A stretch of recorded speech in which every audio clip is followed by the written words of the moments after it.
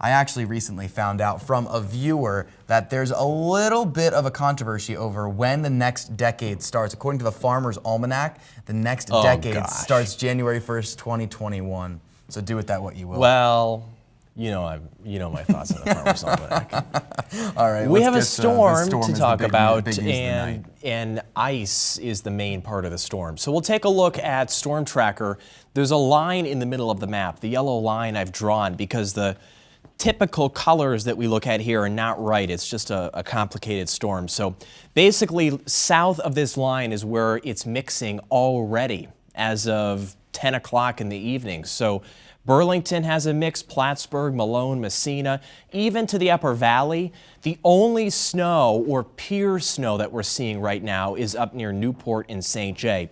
So it's a little snow and mainly ice tonight. And the two things on this map, we looked at it at the beginning of the show, is the difference that we're looking at tomorrow. There's a pretty big gap that has developed here across western New York. So tomorrow morning, around the morning commute, I think there's a lull. It won't be doing much in a lot of areas.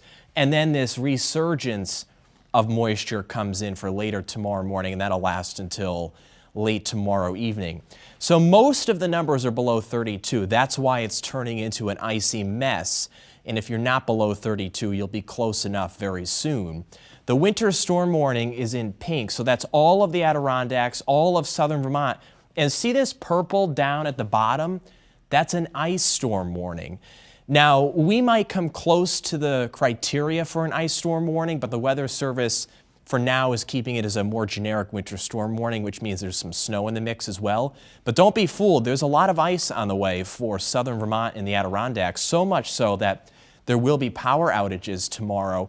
And the wind will be gusty too in the areas that get the ice, which will make the impact higher than it otherwise would be. So this is tomorrow morning with a bit of a lull across northern Vermont, perhaps the northern Champlain Valley, but then this pink color, look at how much pink there is going into, say, lunchtime tomorrow. The pink is either sleet or freezing rain. I think the only snow tomorrow during the day is, again, way up to the north and east, like Newport and St. Jay.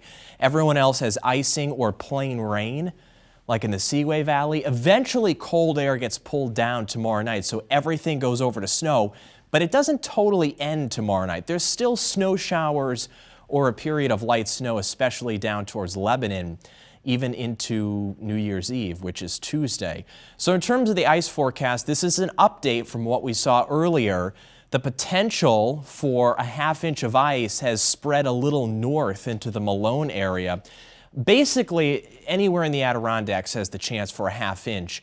Also, the potential for a ½ inch in southern Vermont, south of Rutland and south of Lebanon in New Hampshire. That's the biggest concern tomorrow. And then in terms of snowfall, barely, I think, getting to 3 inches in Burlington by late tomorrow evening. So snow is clearly not a major deal in the Champlain Valley. Should be more like closer to 6 inches out in the Northeast Kingdom. In southern Vermont, there's not much snow either because it's mainly ice there. And I wanted to show you the wind. See how it gusts to 40 miles per hour, 30 to 40 Adirondacks and in Rutland? So that's where the ice is, and that's why the power outages will be a concern tomorrow. Not just the amount of ice, but also the wind.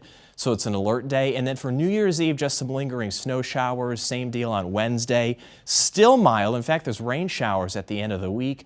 We don't cool off until beyond that after next weekend. Tom?